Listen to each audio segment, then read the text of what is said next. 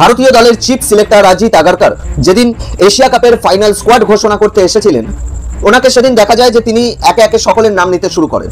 প্রথমে সূর্যা কুমার যাদব ক্যাপ্টেন, তারপরে Shubman Gill vice captain, তারপরে তিলক ভার্মা, একে একে ধীরে ধীরে সকলের নাম নিতে শুরু করেন।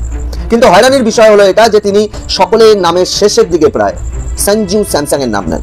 সঞ্জু স্যামসং এর নামটা তিনি প্রায় শেষের দিকে নেন, যেন কিছুটা এরকম মনে হচ্ছিল যেন জোর জবরদস্তি সঞ্জু স্যামসংকে দলে রাখতে হচ্ছে। আর এই জিনিসটা দেখে সেখানে থাকা এক জার্নালিস্ট আমাদের চিফ সিলেক্টর বাবু অজিত আগারকার বাবুকে জিজ্ঞাসা করেন যে যদি শুভমান গিল ভাইস ক্যাপ্টেন হয় এবং যদি শুভমান গিল ওপেনিং করে তাহলে সঞ্জু স্যামসং কোথায় খেলবে। সেই প্রশ্নের উত্তরে আমাদের অজিত আগারকার বাবু উত্তর দেন যে দেখুন, সঞ্জু স্যামসং জায়গা সঞ্জু স্যামসং এর পাকা নয়, কারণ শুভমান গিল এতদিন পর্যন্ত টি-20 থেকে বাইরে ছিল, যার কারণে শুভমান গিলের জায়গায় শুধুমাত্র সঞ্জু স্যামসং খেলছিল। আর এই কথাটা হয়রান করার মতন, পরেশান করার মতন, কারণ সেই সঞ্জু স্যামসংকে ওপেনিং এর জায়গা থেকে সরানো হচ্ছে যে সঞ্জু স্যামসং মাত্র কয়েকদিন আগে ব্যাক টু ব্যাক সেঞ্চুরি মেরেছে, হাফ সেঞ্চুরি করেছে, ব্যাক টু ব্যাক 3টে সেঞ্চুরি করেছে। সেই সঞ্জু স্যামসংকে ওপেনিং এর জায়গা থেকে সরিয়ে দেওয়ার পরিকল্পনা। কিন্তু সেই পরিকল্পনাতে কিভাবে জল ঢেলে দিতে হয় সেটা সঞ্জু স্যামসং গোটা দুনিয়াকে এই মুহূর্তে দেখিয়ে দিচ্ছে।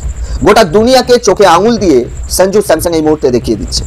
দেখো, এই মুহূর্তে চলছে কেরালা ক্রিকেট লিগ, আর সেখানে সঞ্জু স্যামসং ব্লাস্ট করছে, যেভাবে ঠিক অ্যাটম বম ব্লাস্ট করে ঠিক কিছুটা সেইভাবে ব্লাস্ট করছে সঞ্জু স্যামসং। সঞ্জু স্যামসং সেখানে প্রথম ম্যাচেতে 37 বলে 62, দ্বিতীয় ম্যাচে 46 বলে 89, 3 নম্বর ম্যাচে 51 বলে 121 রান। প্রত্যেকটা ম্যাচে হাফ সেঞ্চুরি, সেঞ্চুরি ছাড়া কোনো গল্প হবে না বস।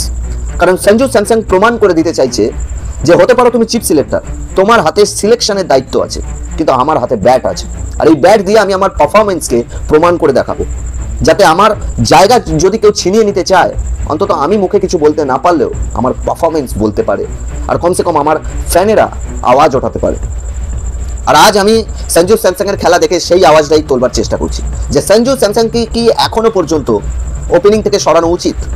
যে লেভেলের পারফরমেন্স করছে কেরালা ক্রিকেট লিগে, এই জায়গা থেকে সঞ্জু স্যামসংকে যদি সরিয়ে দেয় বিসিসিআই যে না সঞ্জু স্যামসং এর জায়গায় ওপেনিং রাখা যাবে না, সঞ্জু স্যামসংকে নিচে খেলাও বা সঞ্জু স্যামসংকে বসিয়ে রাখো, সঞ্জু স্যামসংকে দিয়ে জল বওয়ানো করো, এগুলোকে এই জিনিসগুলো যদি সঞ্জু স্যামসং এর সাথে করে সেটা কি উচিত হবে?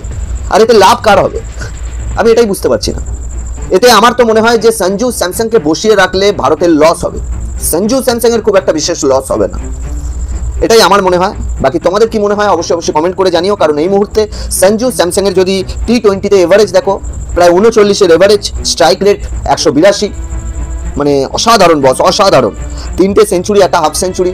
তো সঞ্জু স্যামসংকে আমার মনে হয় না যে ওপেনিং থেকে সরানোর কোনো প্রশ্নটুকু উঠতে পারে। তো জানি না কিভাবে এই প্রশ্ন উঠছে। তো আমার যতটুকু মনে হয় যে রাজনীতিটা অজিত আগারকার বাবু করছেন এটা হয়তো উচিত করছেন না।